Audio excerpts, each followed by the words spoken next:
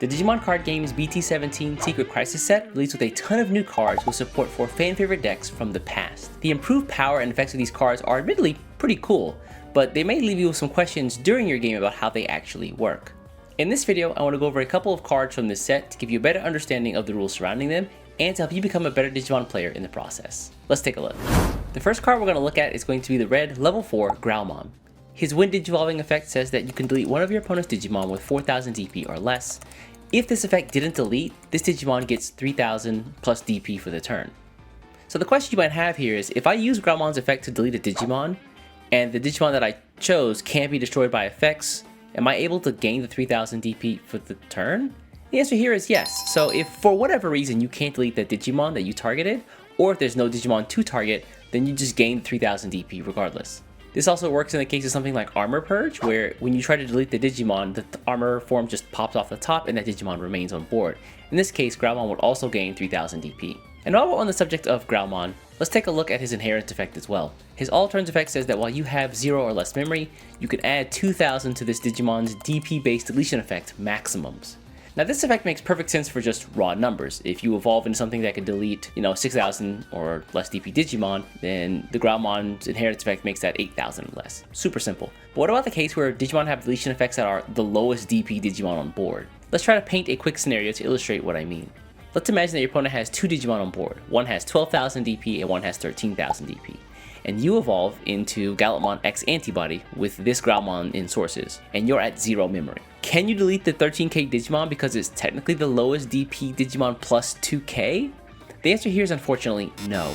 The DP raising threshold of these effects don't factor into highest or lowest DP Digimon deletion. The next card I want to take a look at is going to be the new DexDorugoramon from the BT17 set.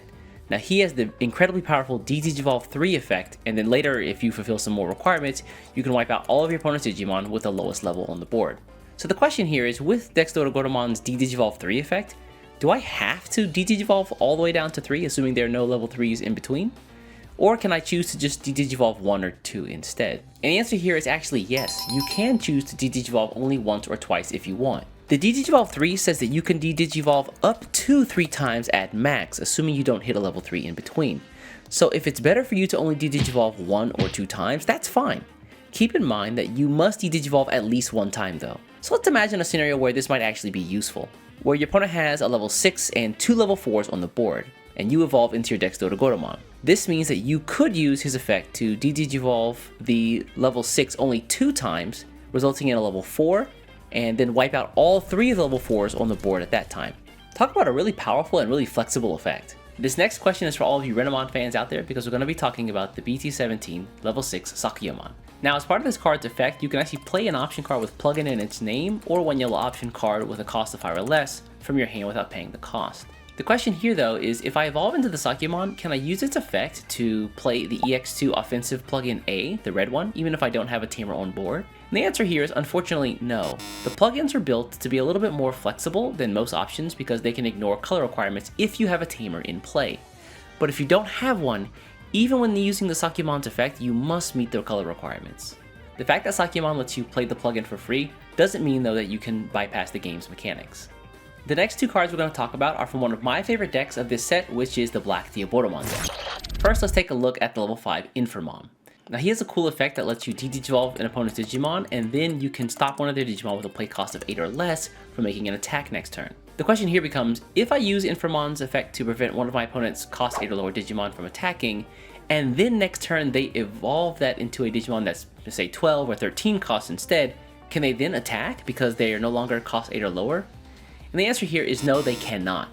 The 8 cost or less is for targeting purposes, but once the effect has been applied, it sticks in this case, unless they find a way to become unaffected by your opponent's Digimon's effects. You can think of the Infermon's ability here as kind of like adding a sticker to the card, where even if the card would evolve, the sticker still remains. Next up, let's take a look at the level 6 Diaboromon himself. Now he has a new integration with the Doomsday Clock option card, which is a new win mechanic for the Digimon card game. This Diaboromon says that when digivolving into him, by placing 1 Doomsday Clock from your hand or trash as his bottom Digivolution card source, you can play 2 Diaboromon tokens without paying their cost. Now this is going to be a bit of a throwback, but let's imagine that you have the BT2 Chrysalimon in his sources, who has the really amazing inheritance effect that is not once per turn to gain a memory whenever you play a card of the same name. The question here becomes, because this Diaboromon played 2 tokens, do you gain 2 memory from his effect? And the answer here is unfortunately no. Because these 2 tokens were played at the same time, the Sakuyamon only triggers once. So if this Diaboromon were to instead say, for example, you can play 100 tokens, you would still only get 1 memory off of it. And the last card we're going to talk about today is going to be the BT17 DexDorugoramon. Now he has a fantastic effect, but the wording of the card, the way it's written, is actually kind of confusing. Even I was scratching my head for a minute trying to figure out what this card actually was telling me to do. So let's take a look at the Wind Digivolving effect from this card. It says trash 1 card in your hand, then draw 1.